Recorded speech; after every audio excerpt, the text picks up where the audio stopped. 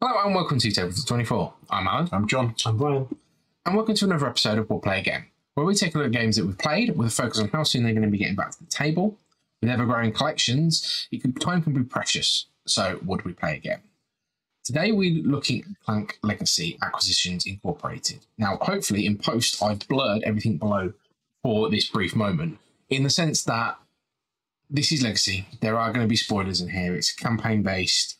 And I've tried to strip out most of the spoilers when we reveal everything, and we won't talk about very specific moments in the game, but Especially not that bit. But there are spoilers. We will give an overview. We will give bits and pieces, but this is our finished copy of the game. It's got stuff on there. The board isn't as you would expect it to be when you've started the game. So with that in mind, appreciate it. Skip towards the end where we do our closing statements. I'll try and put a timestamp down below where I will re-blur, but obviously for purposes of going through this, I am going to unblur. So hopefully that worked and we can talk about the game. Now, this is Clank. This is the game you know in the sense of you are going into the dungeon to pick up artifacts, building a deck out of the cards that you start with to try and gain more off of the adventure row, and putting Clank in the bag, which will be going to be drawn out when the dragon attacks. But it's Legacy. So there are a lot of elements that you add to the game. So start off with the very first game, it is just Clank. And the board, I believe, it only comes to about here when you first start off. And you're starting off in the tavern at the top. Very soon, straight after you start off, things change. We're adding stickers to the board, which will change the layout. You are changing the names of places. You are adding stickers over stickers. For instance, we've done one here. Now, your end game will look possibly very different to what ours does. And I think that's we must state that straight away. We've got cards that we've not even looked at. And we went through this quite thoroughly. And we'll probably get a bit more onto that as to the why later. But we went through this quite thoroughly. So we've looked at a lot of the options. And even now, we've still got cards that we've never even come across. You'll be changing things that you've known for a long time. You will be changing and starting off with rolls. You may pick up extra things to start your game off. And you will be modifying cards in the adventure deck, not just adding cards, but modifying them. So there's a lot of things that are going to be changing in the game as you go through it. The only thing that we've not put out is the contracts, because they're very story specific. But you'll be gaining contracts, which are essentially missions for you to go and complete. Every game you may have a main mission, or you may have a side mission, or just something that's going on. And they're represented either by these waypoints that you can put out, or by numbers that are printed on the board. Now, we don't have any of those numbers to show you because we've done most of them. So with all that in mind, let's jump. This is very engaging and a great implementation of Clank and a Legacy game. Having played other Legacy games, I don't think they go as far as this, and I think this is probably one of the best Legacy games I've played. Going back to what you said, we wrung everything that we could out of this when we played this. I think it was just before the very first COVID lockdown. I think we managed to complete this just before we got locked down. And the first session that we had, we played 4 games of it, and we just like, it was 1-2 o'clock in the morning. It was like we had to call it a day. It's lovely. It really is a great playing, but we wanted to get everything out of this, and the cards that we had left over were left over because of the choices we made, rather than that we didn't get to them. Yeah. So the board's changing and it's updating. You're adding coins, you're adding health, you're adding bits, you're adding roots. Your characters are upgrading. The Penny Arcade IP that they've worked into this works really well, and it's nice having that IP within it, so to tell that story. I wasn't that familiar with the Penny Arcade podcasts or stories before this, but I found it quite engaging and it drew me in and I wanted to know more. And again, with all the Clank games, there's a lovely level of humour, and that the Penny Arcade stuff came through loud and clear in that. It's very nice. Even to the point of naming you get to name some of the locations as you add them in, and some of the companions you can give them names as well. Yeah. So it just Old Yeller, Betty Blue. We tried to. It could have been really crude. But if you're going to play it with other people, you mainly can't do that. But yeah, it's thoroughly engaging and thoroughly absorbing. Now, it's a legacy game. So the first time I played it, the idea that you would take your game and you change it, and in some cases tear cards in half and throw them away, seemed abhorrent. Not throwing any of the cards. No. But if you think about it objectively, how often are you going to get a game to the table, which is part of what we're doing this show about? I think 10 or 12 times you really played a game quite a lot to get to that point. And I think the way this game does evolve through its story, as John said, it's really engaging, and you get used to it quite quickly, I find. But the first concept of it does sound a bit odd, to be fair. Yeah, and like some legacy games, you're just ripping cards or replacing cards. These ones, you're actually modifying the cards you've got, which, you might feel a bit uncomfortable about. I mean, it's the whole purpose of the game, so you can't really not do that. I mean, I don't destroy the cards when it tells me to, just out of, I don't want to destroy stuff, but spite. Yeah, spite, out of spite. I've been told to do it, but that doesn't change it, whether from my copy or somebody else's. But what will change is adding stickers to it. Yeah, I mean, you have a standard deck which changes as you go through the game, and you level up your character, and they change as you go through adding and taking things out and putting different cards in as you achieve different goals. It's very well thought through for a legacy game, I think. But as you can see from the side of the board, compared to other Clank games, it's a lot bigger. So post completion of it, you have a base game to play that will be your completed version, that will probably be different to every other version of this game that's played. It's going to be a longer game if you see the size of the board and where the actual treasures are. And, we've discussed the risk of getting in and out quickly as opposed to deep diving. With some of the treasures higher, you could probably get out a lot quicker and cause people problems. So it's a different version of Clank to play after. And I'm not sure, compared to the other versions, how often I would play this board compared to Clank in Space or Vanilla Clank. So to pick up on that point, I mentioned in a previous version of Clank that it was quite competitive. You were definitely playing against the other players. And that's true of Clank in Space and the basic Clank. When we played this, it may just been the way that we played it with the intent to try and get as many cards out as we could. We were much more cooperative in our play. We were helping each other out. We were waiting for each other to finish things done. We were exploring different areas. And it was very much an adventure and party kind of feel to the game rather than a competitive game. And as a consequence, none of us essentially lost our characters throughout that session, at least that whole playthrough. And we managed to bring as much as we could out of the deck as we could. So from that point of view, it felt like a different kind of game. It felt like an RPG almost. And you'll have to blow this, by the way. It's almost like a choose your own adventure, fighting fantasy, in that you choose the passage that you go to, and you've got a choice at the end of that. Do you want to do this? Do you want to do that? Go to another passage, which I thought worked really well. It's a delightful legacy game, and there's a load to it. And like I say, we wrang everything that we could out of this, I think, and every choice that we could make. Yes, it was quite semi-carp. It was very much, we pretty much decided at the beginning of the game, once we knew what the story for each game was, it was, right, I'm going to go off and do this, you're going to go off and do that, you're going to go off and do that. Yeah, but we all kind of got roughly what we want to do. We wasn't trying to compete for locations. We wasn't trying to compete to do different bits of the story. We were very much doing it as a joint. And a lot of the time, when it could tells a character to give you a decision, we would do it collectively, and we kind of discuss what the options could be. Now, if you play Clank as you play Clank, I think you might not get the most out of it. Agreed.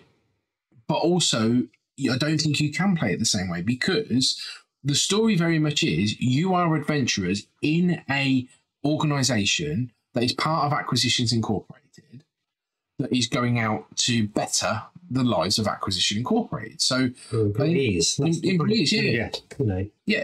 yes, you want to be the, and there is a bit for the employee of the month, which is the tick for every who wins which game. Yeah, exactly. Well, it's not even who wins each game; it's who gets a specific thing in each game. So you've got that you're competing for. I think you'd play this more co-op, and it's not semi-co-op. There's no mechanic in the game to be semi-co-op. But I think to get the most out of it, you've almost got to do it. And there was points where we hesitated from exiting because we wanted to build up a bit more into the story, or somebody's gone off right down the bottom to do a story thing, and we know that's going to be a slower game because we're going to wait for them to come back up. Yeah. It's odd that you have the 4 characters that you level up, but really they're not 4 characters, they're 4 different parties, because one person's doing that bit, another person's doing that bit, and even though they're working independently, so it's but to get it's a different feel for a Clank game. But I agree with everything that you've just said there. But these are lovely. I mean, they're painted, obviously. I've painted them, but it just adds a lot more just feel and flavour to the whole thing, I think. And much more like a role-playing game again. Yeah. So you do get cards, and there's a couple of them on the table here that you get to choose from, and you get to choose one at the start of a game that everybody has to work into your hand. Now, we found that everybody kind of just stuck. I don't know if they're meant to. I can't remember if they're meant to go back into a stack, and you. So do you get to do these ones are, but your roll, which gives you a benefit when the card comes up. You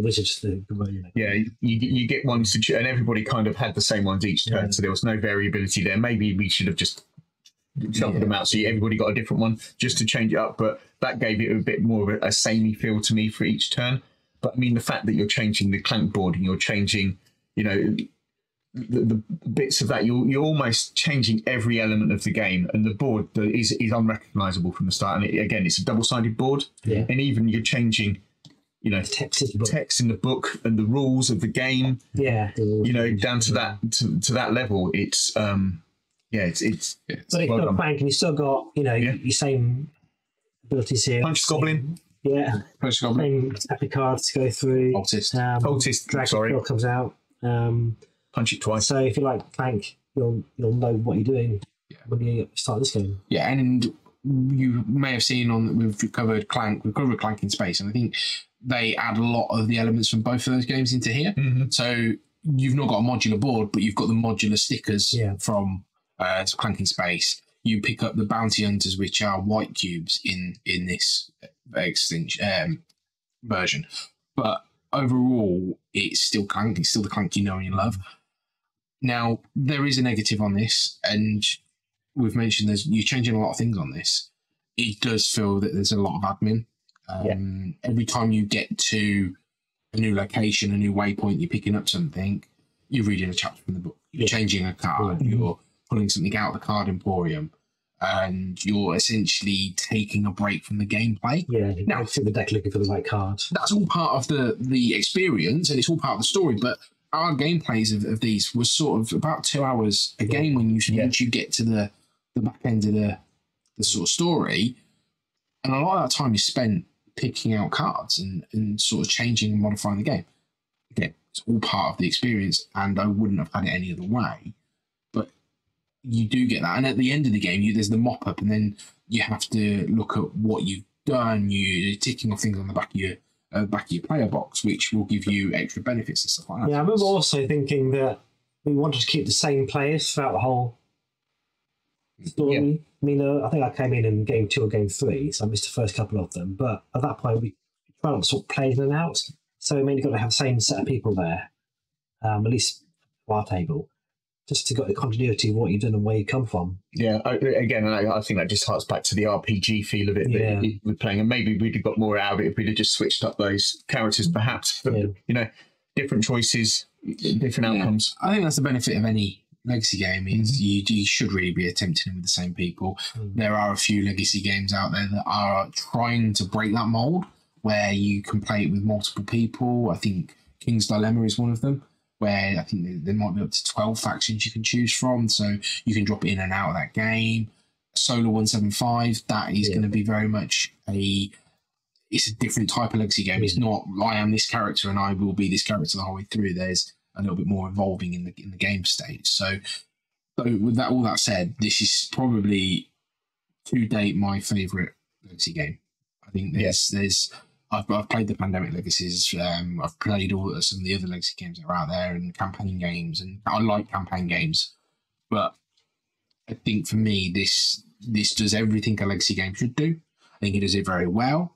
I mean, yes, there should be a little bit less downtime with the admin stuff, but I don't think you get it without it. The only way you're going to get it without it is if you've got app-driven mechanics, I think. And going forward, like I say, would I play this board as a vanilla game? Probably not, but it doesn't mean to say there can't be another acquisition incorporated expansion for this, which further changes and the cult comes back. Yeah, I think in this case of would I play this board again after playing the whole campaign? Probably not. I'd probably go back to another version of Clank maybe, because I'd feel like I'd forgotten why things were there, to be honest. Yeah, because it evolves the story, and you could just play with that. Yeah, and that's the thing. This is so much. The story's so much integrated into this. Once you play the vanilla game, and we're 2 years after the fact that we played this, we've lost that. Yeah, we have lost that, and maybe we do just need to get it out and play it and just see how it plays. After that. And I think the big piece there is just that you've got this at the end of it. This is a game that you can play. I don't own Clank, the base game. This is my copy, so I can play Clank. I can play it. Now, would you not going to be able to play it with people that haven't played this or would want to play the legacy version?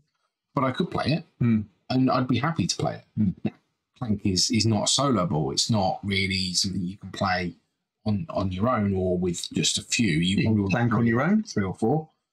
But it's for me. I would suggest playing this with other people. I would say, do you want to try this or something like that? But it would have to be on the caveat that there are spoilers here.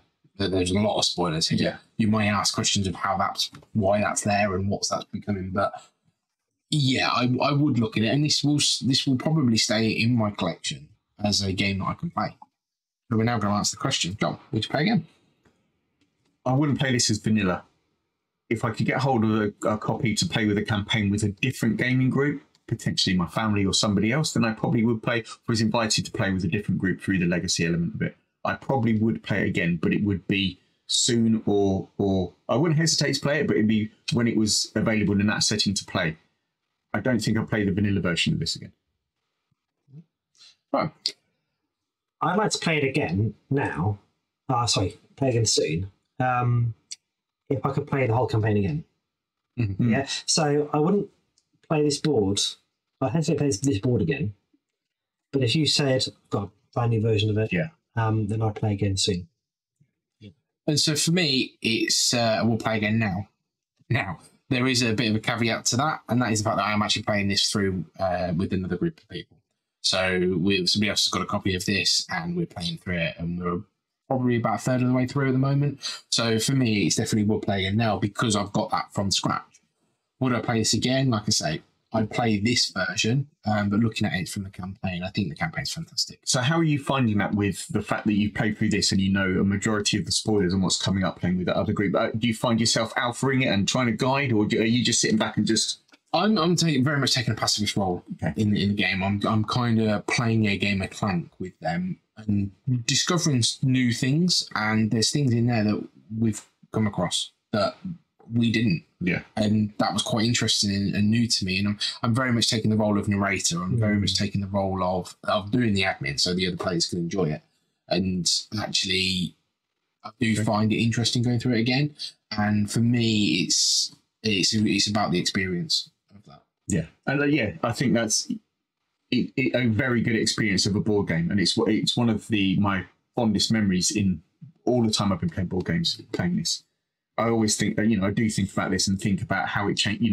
When we were playing it, it was, haven't got time for another game. Yeah. It was always 2 games a night, rather, I know we're trying to get through it, but it felt the right thing to do at the time. It was really good fun. It's always felt a struggle trying to get people together for a campaign game. This, it wasn't. It was all, everybody wanted to play it again, and we were meeting up outside of normal scheduled gaming sessions and stuff like that to just carry on with it. Yeah.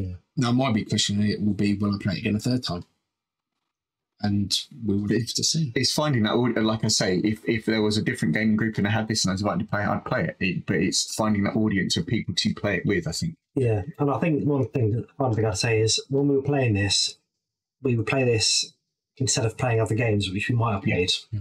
So I think by the time we got to like game 8, 9, 10, we're thinking, oh, there are other games we're missing out playing because we're playing this, but we want to get to the end of the campaign. Yeah. So not to take anything away from it, but it did take over our life for a while. And the thing is, that's not to the detriment of it at all. It was an enjoyable experience right through the last, and almost driven to finish it right. Not we've got to get this done. It was we've got to get this done. We've got to see how this. We've got to see how it ends. Yeah. And there was almost a feeling of when we finished, I was like, okay. Now what do we do? Now what do we do? Yeah. The violins come out when the cards went back in the box. It was which shows you that actually there is more to this, and there's a long end for it. Yeah. As legacy games go, spot on. Forget about what legacy game. This is the one. Yeah. Definitely. Okay, and thank you for watching another episode of We'll Play Again. If you haven't done so already, give us a like and a subscribe. Check out our other videos on the channel. And we'll catch you next time. Take care. Bye. Bye.